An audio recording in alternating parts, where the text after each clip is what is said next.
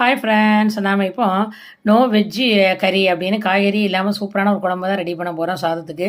So அதுக்காக தேங்காய் அரை கப் தேங்காய் போட்டேன். 1 டேபிள் ஸ்பூன் அளவுக்காக மல்லி, மிளகு, ஜீரகம் எல்லாமே 1 டேபிள் ஸ்பூன் அளவுக்கு போட்டேன். அப்புறம் அது கூட அரிசி மாவு 2 டேபிள் ஸ்பூன் சேர்த்தேன்.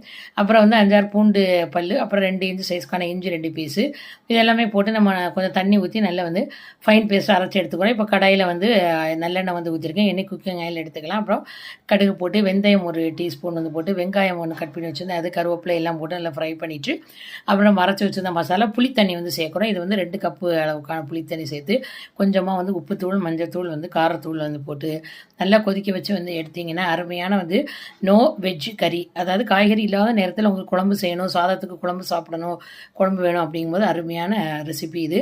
ஸோ ரொம்ப குயிக் அண்ட் ஃபாஸ்ட்டாக ஈஸியாகவே நம்ம ரெடி பண்ணிடலாம். ரொம்ப அருமையான காய்கறி இல்லாத குழம்பு ரெடி.